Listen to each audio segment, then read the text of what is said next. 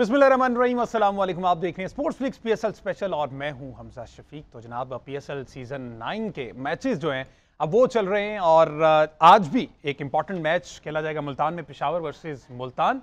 Quetta gladiators ने भी फतवात की हैट्रिक कर ली है। कल जो मैच हुआ उसमें लो स्कोरिंग मार्के में 2 बार की चैंपियन इस्लामाबाद यूनाइटेड को 3 विकेटों से शिकस्त का मुंह देखना पड़ा और 139 रन का हदफ ग्लेडिएटर्स ने 10 बॉल्स पहले ही हासिल कर लिया। मैच के दौरान रेली रुस्सो की एलबीडब्ल्यू फैसले पर डीआरएस टेक्नोलॉजी के म्यार पर भी सवाल उठाए। इस पर शादाब ने पोस्ट मैच कॉन्फ्रेंस में भी बात की और दूसरी जानिब बाबर आजम की क़यादत में इकलौती फतह की मुंतज़िर पेशावर ज़ल्मी को जिस तरह से मैंने बताया कि आज पहली जीत की तलाश है, वो सुल्तान का मुकाबला करेगी। तमाम तर सूरत पर बात करेंगे। फॉर्मर कैप्टन सलमान भट्ट साहब हमारे में मौजूद हैं, इसके साथ अहमद सईद ने भी ज्वाइन किया। Welcome to both of you जी।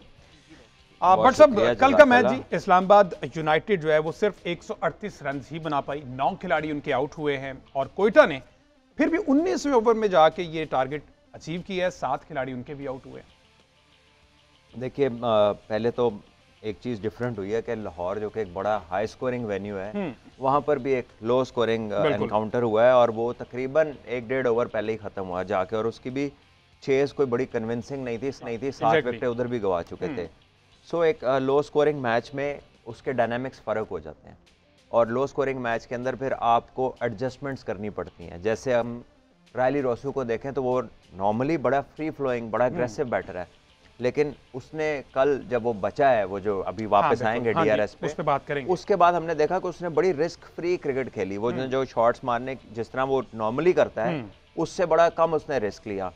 तो हमें ना एडजस्टमेंट नहीं नजर आई। अगर आप इनका टॉप ऑर्डर देखें जो कि एक डिसेंट स्टार्ट था एलेक्स हेल्स का, और उसका बिल्कुल उस टाइम तो ऐसे लग रहा था जैसे 200 तो ये सामने पड़ा हुआ है। हाँ। लेकिन उसके बाद अगर हम शॉट्स देखें, शादाब आए, उन्होंने आते साथ ही 2 बॉल खेले उन्होंने, ठीक है बॉल स्लॉट में था, बट आपने देखना होता है कि आज पिच कैसा बिहेव करी है। अगेन हमने उस दिन भी बात की थी कि वो कहते हैं मैं पिच नहीं देखता। तो ये वही चीज़ उनके जो खेल से आपको नज़र भी आ रही है कि आप भी अपने आप को वक्त नहीं देते, यानी आपका इतना वो जहन बन गया है कि आप कहते हैं बस पहला बॉल भी मिल गया तो मैंने उसे कर देनी है।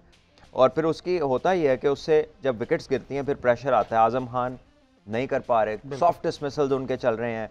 उसके अलावा जब शादाब ऊपर आते हैं तो फिर कुछ बैटर्स का नंबर 1 नीचे आ जाता है। जॉर्डन कॉक्स की आपने अभी बात की थी जी, तो वो भी नीचे खेले। इमाद वसीम है, उनकी तरफ से भी कोई जो एक्सपेक्ट कर रही थी इस्लामाबाद यूनाइटेड उन्हें लेते वक्त, उस तरह की कोई आउटपुट उनकी तरफ से नहीं आ रही। और फ़हीम अशरफ ने 20 रन किए, लेकिन कोई ऐसा मेजर परफॉर्मेंस नहीं आई। आगा सलमान ही हाई स्कोरर है जो हर मैच में इनके लिए कर रहे हैं। सो आई थिंक इस्लामाबाद का लाइक इंग्लैंड एक माइंडसेट है कि खेलना ऐसा ही है, उसमें हो जाए तो ठीक है, ना हो तो नहीं। हालांकि इंग्लैंड को अगर आज देखें, आज इंग्लैंड का भी टेस्ट मैच चल रहा है, उन्होंने थोड़ी एडजस्टमेंट की है। आज जो रूट ने कोई 250-250 बॉलों के बीच में जाके उसने अपनी सेंचुरी कंप्लीट किया और आज उसने डिफरेंट क्रिकेट खेली है। तो उनका इसलिए जिक्र कर रहा हूँ कि इस्लामाबाद यूनाइटेड को भी थोड़ा सा अपने आप को चेक करना पड़ेगा। ठीक है। अच्छा, विकेट्स अगर देख ले, पहले जिस तरह से माइंडसेट की बात की, जो अटैकिंग क्रिकेट खेली जा रही है इस्लामाबाद की जानिब से, उसमें जो आउट हुए हैं वो हमने देखना है कि क्या वो टेक्निकली गलत खेलकर आउट हुए हैं या फिर वो फास्ट के चक्कर में दिखाई नहीं जरा आउट। तो जनाब ये 9 विकेट जिस तरह से, बट सर तू चल में आया, जल्दबाजी का शिकार, वही आप वाली बात के वो एक माइंडसेट है। आजकल की क्रिकेट देख के तो दिल करता है कि काश हम इस जमाने में बॉलर होते क्योंकि आपको कुछ करना ही नहीं पड़ता, आपको विकेट्स मिल रही है। अगर आप इन विकेट्स को देखें तो सारे लूज खेल के और सॉफ्ट डिसमिसल्स हुए हैं। यानी आजम खान ने क्या किया, ऐसे सीधा एक बॉल था उसको बैकफुट पे सीधा फील्डर में पंच कर दिया, वही एलेक्स हेल्स ने किया। और अगर आप आगा सलमान की शॉट देखें तो किस्मत मेहरबान इब्रार पे कि वो गेंद जो कि छक्का या चौका डिजर्व करती थी या कुछ ना होता तो वाइड बॉल थी, वो सीधी उन्होंने हाथ में हिट मार दी। इसी तरह जो लेफ्ट हैंडर आउट हुए वो सरफराज ने कैच किया डाउन द लेग साइड, वो भी वाइड बॉल था और क्रॉस बैटेड स्ट्रोक्स। और अगर हम दूसरी तरफ देखें तो जिस तरह रुमान रईस है, सबको पता है वो अच्छी लेंथ पे हिट करते हैं, विकेटों में बॉलिंग करते हैं, तो आप उनको सीधा खेले क्योंकि आपने तो 140 रन करने हैं। बिल्कुल। तो नाफे ने उसको बीच में से क्रॉस मार दिया। रुमान रईस कोई ऑर्डिनरी बॉलर नहीं है, कोई आजकल के जदीद दौर का बच्चा नहीं है जो टेप बॉल से सीधा इंटरेक्शन में आ गया। उसको पता है कौन सी लेंथ है और उसको कोई 140 की स्पीड नहीं चाहिए आउट करने के लिए। तो अगर आप उसके साथ जबरदस्ती करेंगे तो फिर यही होगा जो कल हुआ है। बिल्कुल जी, एक शॉर्ट ब्रेक लेनी है जी। ब्रेक के बाद हम इमाद वसीम पे के इमाद वसीम क्यों ऑफ कलर नजर आ रहे हैं, वो पार्टिसिपेट भी नहीं कर रहे टीम मीटिंग में और उस तरह से उनमें स्पार्क नजर नहीं आ रहा, इस पर बात करते हैं एक शॉर्ट ब्रेक के बाद। Stay with us. Welcome back ji. बात हो रही पाकिस्तान सुपर लीग सीजन 9 की, जो कि कल Islamabad United versus Quetta gladiator low scoring match था, उस पर हम बात कर रहे हैं। इस्लामाबाद की बैटिंग की बात हो रही है। Agha Salman, the way he is playing outstanding, उसको पता चल गया है कि मेरा रोल क्या है, मैंने किस तरह की क्रिकेट खेलनी है ahead of T20 world cup, तो बिल्कुल ठीक जा रहे हैं। देखिए मैच्योरिटी का फर्क, हम बातें सुनते हैं smart cricket, intent, aggressive, so this is what it is कि जिस चीज़ की ज़रूरत है आप वो करें। आप उसको देखें, पहले मैच की बड़ी चेस थी, वो बड़े शॉट्स भी खेल रहा था और इनिंग्स को लंबा कर रहा था। जहाँ फंसने की ज़रूरत होती है वहाँ वो सर्वाइव भी करता है, फंसता भी है। जहाँ पे रन्स की ज़रूरत होती है बड़े शॉट्स भी मारता है, और इसी तरह क्रिकेट चलती है। अगर आप कल रायली रोसू की इनिंग देखें या उससे पिछले दिन जेम्स विंस को देखें, दे टुक देयर टाइम, कि जहाँ पर ज़रूरत थी कि एक बैट्समैन वक्त ले, अननेसेसरी रिस्क ना ले, तो क्योंकि मैच जीतना इंपॉर्टेंट, ये नहीं इंपॉर्टेंट कि आपने जाके कितनी थरथली मचाई, इंपॉर्टेंट चीज़ है कि नतीजा क्या निकला। तो रिजल्ट के लिए जैसा भी खेलना हो, चाहे अगर 6 बॉलों में 6 छक्के चाहिए तो आप रोक तो नहीं सकते, लेकिन अगर 6 बॉलों में 6 चाहिए और आपका एक चौका लगे तो फिर आपको पागल बनने की कोई जरूरत नहीं ना, फिर आपने फिर उधर कोई आग बुझाने तो आप आए नहीं हुए। यानी बात साहब, जो इम्पैक्ट प्लेयर की एक डिस्कशन हो रही है हमारे यहाँ, एक इम्पैक्ट प्लेयर का लफ्ज़ जो है ना वो पकड़ा हुआ है हमारे कोचेज ने। तो इम्पैक्ट प्लेयर का मतलब जो है ना वो ये नहीं है कि बैट्समैन आए और वो मुंह से आग निकालना शुरू कर दे, हर बॉल पर छक्का मारे। तो 38 बॉलों पे 34 रन बना के भी रायली रूसो ने इम्पैक्ट इनिंग्स ही खेली है। देखिए उसका इम्पैक्ट ज्यादा बड़ा था, इम्पैक्ट ये हुआ कि वो मैच जिता के ले गया, ठीक है। लेकिन जो हमारे यहाँ प्रॉब्लम ये है कि मैं जब अपने कोचेस की बातें सुनता हूँ ना, तो मुझे वो पुराना एक माइंड योर लैंग्वेज एक प्रोग्राम लगता था BBC पे, वो याद आता है कि ये जो इंग्लिश की क्लासेस है ना वो होने वाली हैं। इंटेंट का मतलब क्या है, स्मार्ट का मतलब क्या है, ठीक है जी, अग्रेसिव का मतलब क्या है, तो इम्पैक्ट का मतलब क्या है, ये लगता है नहीं मालूम। क्योंकि ये जिस जगह पे ये टर्म को यूज करते हैं वो वहाँ पे अप्लाई नहीं होती, वो उस पर्सपेक्टिव में लेते नहीं, वहाँ ना कॉन्टेक्स्ट होता है उसके पीछे और ना वो वहाँ पे अप्लाई हो रही होती है। और आई डोंट नो ये प्लेयर्स को क्या बातें करते हैं और क्या बताते हैं, क्योंकि लगता है ना तो वो वाकिफ हैं ना ये वाकिफ हैं, वो भी इसी तरह इस्तेमाल किए जाते हैं। फिर एक लफ्ज बीच में ये भी अभी आप अक्सर सुनेंगे, ये हमारा ब्रांड है क्रिकेट का, हम इस ब्रांड की क्रिकेट कह रहे हैं, वो पता नहीं अब जो है वो किस ब्रांड की क्रिकेट है, क्या वो ऑल्पर्स ने निकाल दी है या कैडबरी वालों ने, डेयरी मिल्क वालों ने निकाल दिया क्रिकेट, या किसी और ने निकाल दिया, I don't know, but they are making it कह लीजिए कि difficult for people to understand, जबकि क्रिकेट एक सिंपल चीज है। आपने रन्स करने हैं और आपने विकेटें लेनी है और फील्डिंग ने गेंद पकड़ना है, कैच करने हैं। ये इतना उसको कॉम्प्लेक्स बयान करते हैं कि कोई रॉकेट साइंस साउंड करती है और मैक्सिमम दिमाग का इस्तेमाल करना। अच्छा, रायली रूसो की हम बात कर रहे हैं, तो कल एक बड़ा इंटरेस्टिंग सा वो DRS वाला मामला जो अभी तक उस पर बात हो रही है, पहले जरा DRS देख लेते हैं। DRS दिखाइए जी जो कल रायली रूसो का हुआ है, मजा आया। Rilee Rossouw was smiling himself, उनको भी समझ नहीं आ रही बात है कि अगर रायली रोसो को बॉल की समझ नहीं आएगी किधर जानी है, तो DRS को क्या आएगी, वो तो DRS है। और दूसरी बात यह है कि अलीम भाई तो बिल्कुल सही परेशान हो रहे हैं, क्योंकि बॉल तो स्लाइड किया है लेकिन ब्रेक कर दिया इसको DRS ने। और मुझे याद आ गया जब सचिन तेंदुलकर पे वर्ल्ड कप में अपील हुई थी 2011 में, तो सईद अजमल जो है उन्होंने गेंद बाहर निकाला था और वो साफ दिखाई दिया कि गेंद बाहर निकला है, लेकिन जब DRS के ऊपर डिसीजन आया तो वो ऑफ ब्रेक होके डाउन द लेग साइड जा रहा था।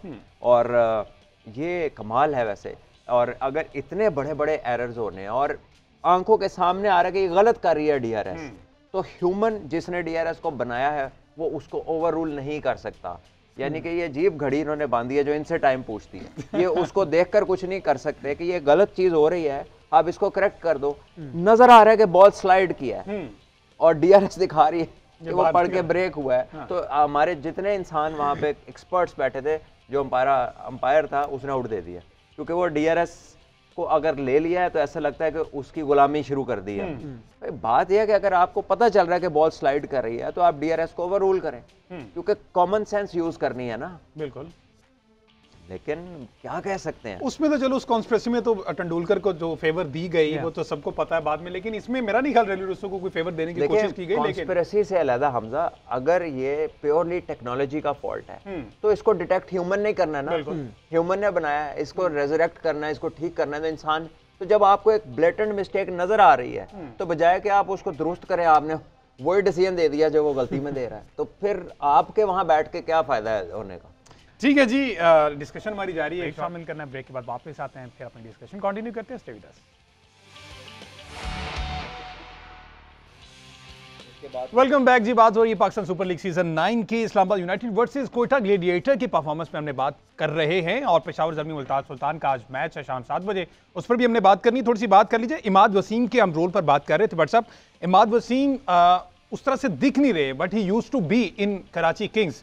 6 से 7 सीजन मुसलसल उस तरह से खेले, बीइंग अ कैप्टन भी, बाबर आजम भी बीच में थे, लेकिन अब जब इस्लामाबाद यूनाइटेड में है एडजस्ट नहीं हो पा रहे, क्या समझ रहे? क्योंकि मैंने जिस तरह से बात की कि आउट होने के बाद वो उस गैदरिंग में भी नहीं आते, बॉलिंग उस तरह से नहीं करवा पा रहे अपनी मर्जी के मुताबिक, तो ये भी प्रेशर है कि कैप्टन? देखिए, कराची में ही वाज लीडिंग कैरेक्टर, कप्तान थे वो, उन्होंने PSL जीती कराची के साथ, उन्होंने कह लीजिए कि लीडिंग परफॉर्मर भी रहे बड़ा अरसा, और मैं तो हैरान हूँ कि सबसे अच्छी बैटिंग तो उन्होंने की पिछले सीजन में, कराची ने उनका एक्सचेंज मार लिया। क्या स्टैट्स हैं सब इसके?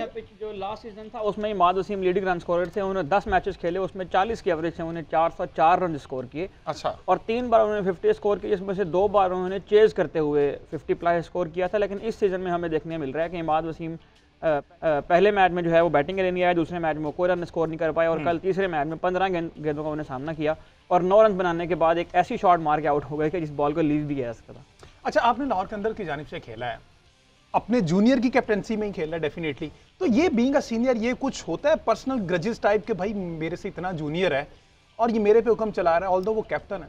देखिए, अगर इंसान है ना, फील करने की बात है, यू नो, आप अब मैं कोई अकेला तो नहीं उधर खेल रहा था, वो सुहेल कैप्टन थे, सुहेल, तो उसमें मोहम्मद हफीज भी थे, दूसरे लोग भी थे, वो T10 में कप्तान था, शाहिद अफरीदी भी उनके अंडर खेल रहे थे। तो आई थिंक जो फ्रेंचाइज क्रिकेट है ना, इसमें फ्रेंचाइज के अपने डिसीजन होते हैं, so it is not about senior. वैसे भी जो लीडरशिप है इसको आप सीनियरिटी से लिंक करते हैं, गलत करते हैं। Leadership is about having the best person जो कि सबसे अच्छे डिसीजन लेता हो, टैक्टिकली स्ट्रांग हो, लेकिन वो छोटा बड़ा पाकिस्तान में इसलिए भी नहीं होता, यहाँ उसके कप्तानी की वजह is anything but being a sharp cricketer, ठीक है ना। हमारे यहाँ तो समझ लें कि जिसको समझ है ना, उसकी समझ उसकी सबसे बड़ी दुश्मन है, जो जितना किसी के कहने में आ जाए उसके उतने चांसेस हैं ऊपर तरक्की करने के। ठीक है जी, लेट्स टॉक अबाउट इस्लामाबाद की बॉलिंग। व्हाट्सअप कल हमने देखा नसीम शाह जो है मुसलसल माशाल्लाह इंजरी के बाद वापस आए, शोल्डर की इंजरी, और परफॉर्म कर रहे हैं, अराउंड 140-44 तक बॉल कर रहे हैं। बस अच्छी बॉलिंग है, 140 को छोड़ दें हम। अच्छी, चले अच्छी बॉल कर रहे हैं।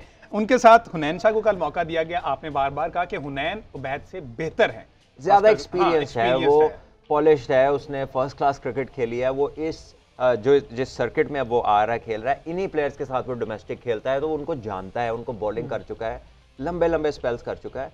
उबैद एक्सट्रीमली टैलेंटेड, लेकिन उबैद अभी बच्चा अंडर 19 से आया, तो वो जो एक हम लोग ना फ्लैशी चीज़ों के पीछे पड़ते हैं कि एक चीज़ चली है ना तो बस वो, ये कोई टिकटॉक नहीं है कि जो वायरल है तो ये चल रही है तो हर जगह फिट कर दो।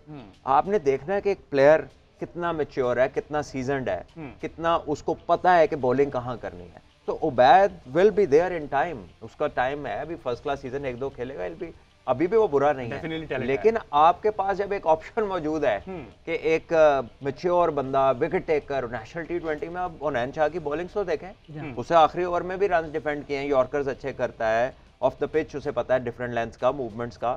लेकिन हमारे यहाँ ना फ्लैशी चीज़ें कि बस जो चीज़ चली है ना, एक तो उसको ऐसे चढ़ाते हैं और फिर एक ओवर बाद उस बेचारे को ओवर नहीं दिया। और वो हमने देखा हुनैन शाह के, अगर हम फर्स्ट क्लास कब बात करें तो इन्होंने 8 मैचेस खेले, इसमें इन्होंने 20 खिलाड़ियों को आउट किया, और T20 में इन्होंने 15 मैचेस खेले जिनमें से 21 खिलाड़ियों को इन्होंने आउट किया, और कल उन्होंने पहली बॉल पे जो है वो जेसन रॉय को बोल्ड किया। तो भट्ट साहब की बात बिल्कुल ठीक है।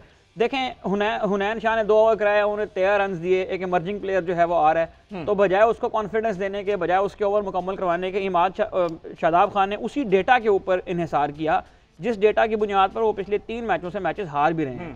तो देखें, अगर आपने डेटा के ऊपर इन्हिसार करना है, आपने टेक्नोलॉजी के ऊपर इन्हिसार करना है, तो डेटा और टेक्नोलॉजी के ऊपर इन्हिसार करने के साथ साथ कॉमन सेंस के ऊपर इन्हिसार करना भी उतना ही जरूरी है। बिल्कुल, कॉमन सेंस, एक दफा आप लैपटॉप का ऑपरेशन सीख लें, चीजों को डाउनलोड कर लें, बंदे सारे निकाल लें, सुबह उठ के वहां से पढ़ें किसने स्कोर किया, किसने विकेट ली, लैपटॉप ही आपका चीफ सिलेक्टर होगा, लैपटॉप ही आपको बता देगा टॉस के बाद क्या करना है। आप बंदों की चीजें बंद कर दें, एक एक प्रिंट आउट निकाल के दे दें कि why you need to have people. हाँ, तो कोई कोचिंग स्टाफ नहीं चाहिए फिर अगर इसी पर ही चलना है और ये सारा सूरत यार।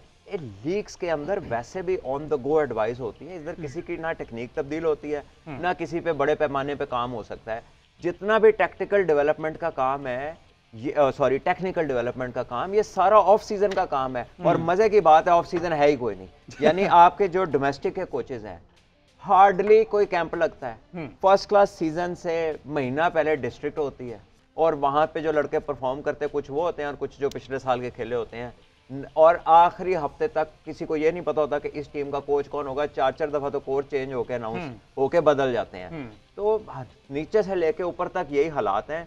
अल्लाह ही है इसको सही कर दे। चलें, ये तो जी पिछला मैच है, टाइम बहुत कम है। पेशावर ज़ल्मी मुल्तान सुल्तान पेशावर को ज्वाइन कर लिया नवीनुल हक ने, तो समझते हैं अब पेशावर जो कि तलाश कर रहा है किसी ना किसी तरीके से जीत मिल जाए, तो कोई नवीन के आने से कोई थोड़ा बहुत फर्क पड़ सकता है। देखिए नवीन एक एक्सपीरियंस्ड फास्ट बॉलर है जिनका चेंज ऑफ पेस बहुत इफेक्टिव है, तो एक अच्छी एडिशन होगी इस टीम में। लेकिन इनका मसला ये है कि इनकी बैटिंग सिवाय बाबर आजम के तो ऐसे लग रहे हैं जैसे कहते हैं ना कि आपको जवाब है। तो ना हारिस चल रहे हैं ना अभी साइम अयूब ने कोई अपना जलवा दिखाया। आसिफ अली जो हैं वही आ रहे हैं, वो एक आधा अच्छा शॉट खेलते हैं, उसके बाद अनफॉर्चुनेटली डजंट कैरी ऑन। और जो उनके बाहर से भी प्लेयर्स आए हुए हैं अभी तक, तो टीकेसी जो है कैडमोर जो वो उस तरह से कैडमोर उस तरह से नहीं कर रहे। रॉबमन पावल है, वो एक अच्छी इनिंग खेली, लेकिन मेरा ख्याल है कि उनकी जो शॉट थी ना that was the poorest shot, poor shot selection. एक छक्का मार लिया इस ओवर में, आप सेट टाइम पार्टनरशिप लग रही, पिच अच्छा है, आप रिवर्स स्वीप मार रहे हैं। और they are badly missing Shamar Joseph जिनका इन्होंने प्रायोरिटी पे उनकी सिलेक्शन की थी। लेट्स सी जी 7 बजे ये मैच है मुल्तान में। इस मैच का क्या नतीजा है, क्या पेशावर ज़ल्मी बाबर आजम की कप्तानी में पहली फतह ले सकती है या नहीं, इस पर कल डिस्कशन करेंगे। आज की